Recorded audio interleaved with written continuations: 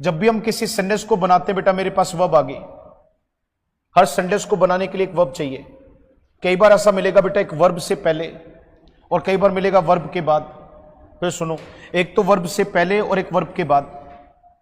तो वर्ब से पहले जिसको रखते हैं वो सब्जेक्ट है, वर्ब के बाद जिसको रखते हैं वो ऑब्जेक्ट है। हरियाणा में सबसे बड़ी दिक्कत है बच्चे इंग्लिश नहीं पढ़ते और यहीं जाके आउट होते हैं। वो कोई कहता है जी 1 नंबर से रहेगा, कोई आधे नंबर से रहेगा। इंग्लिश तो पढ़ी नहीं तुमने, इंग्लिश सोच ली 10 नंबर किया, तेरा 10 भी तो सिलेक्शन देंगे मेरे भाई। और समझ बनाने में मुश्किल नहीं है। देखो कैसे, बड़े ध्यान से देखो। अब यहां पर एक काम दिखा रहा हूं, पढ़ाना होता है, टीच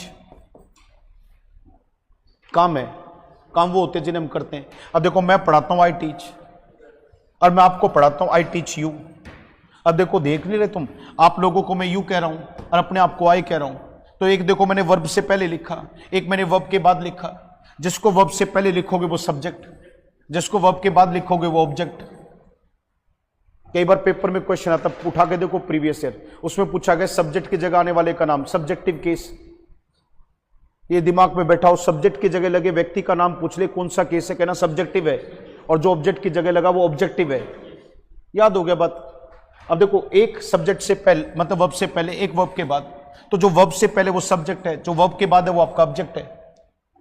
अब सुनो बड़े ध्यान से, कई बार आपके सामने क्या होगा कि सब्जेक्ट वर्ब से पहले जो सब्जेक्ट होता है यहां एनजी की वर्ब मिलेगी, और कई बार क्या होगा वर्ब के बाद यहां एनजी की वर्ब मिलेगी। ध्यान से सुना भाई, क्या होगा, या तो वर्ब से पहले यहां एनजी की वर्ब मिलेगी या वर्ब के बाद यहां एनजी की मिलेगी। यानी कि या तो सब्जेक्ट की जगह मिलेगी या फिर ऑब्जेक्ट की जगह मिलेगी। जिंदगी में एक बात कभी मत भूलना, किसी भी वाक्य के सब्जेक्ट और ऑब्जेक्ट में, किसी भी वाक्य के सब्जेक्ट और ऑब्जेक्ट में या तो नाउन आता है या प्रोनाउन आता है। और नाउन प्रोनाउन में घबराना मत। मेरा नाम प्रदीप है, मेरा नाम प्रदीप है, ये मेरा नाम है, नाउन हो गया। मैं प्रदीप की जगह आए कह रहा हूं, प्रोनाउन हो गया बेटे। कोई बड़ी महाभारत नहीं होती इंग्लिश में, भाषा कभी मुश्किल नहीं होती। होती तो अंग्रेजों के छोटे छोटे बच्चे नहीं बोल होते, हम समझना नहीं चाहते। ये कहो सर, सोचो ना आप सबके अपने नाम है, एक तो मैं आपके नाम बोलूं, एक मैं यू कह दूं यार, एक तो मैं कह दूं सौरभ सर, तो मैंने नाम ले दिया, नाउन है। एक मैं कह दूं ही, तो मैं प्रोनाउन कह रहा हूं। तो सब्जेक्ट और ऑब्जेक्ट में या तो नाउन आएगा या प्रोनाउन आएगा, दम लगाओ। और इसी तरीके से सब्जेक्ट की जगह ऑब्जेक्ट में भी या तो नाउन आएगा या प्रोनाउन आएगा। अब कई बार नाउन प्रोनाउन की जगह एनजी की वर्ब होगी। देखो कैसे होगी, देखो सेंटेंस देखो, is a good habit, is a good habit. अब देखो क्या, waking up early, waking up early. अब मुझे बताओ अच्छी आदत को क्या बोलते हैं बेटा, लिखते चलना साथ साथ, बताओ अच्छी आदत को क्या बोलते हैं। वो पढ़ाऊंगा जो किताबों में नहीं लिखा, तुम्हारे सीक्वेंस में नहीं, बिल्कुल मिक्स करके एक क्लास में आधे क्वेश्चन पार।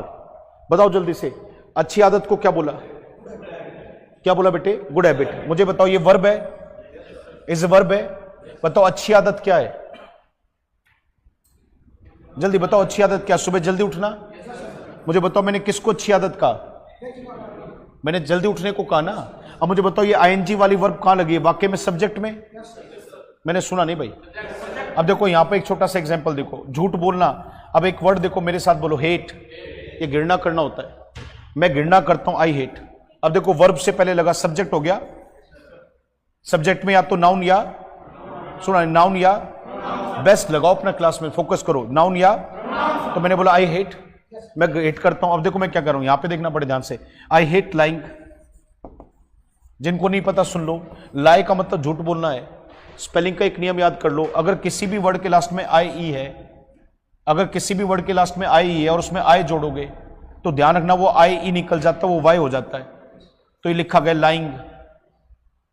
अब मुझे एक चीज बताओ, ये जो घृणा करना वर्ब थी, ये इसका सब्जेक्ट है, वर्ब के बाद जो लिख दिया उसका ऑब्जेक्ट है।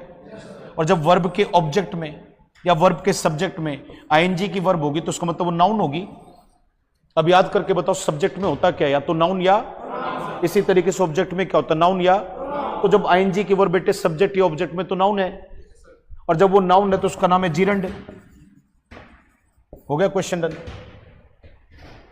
हो गया क्वेश्चन डन।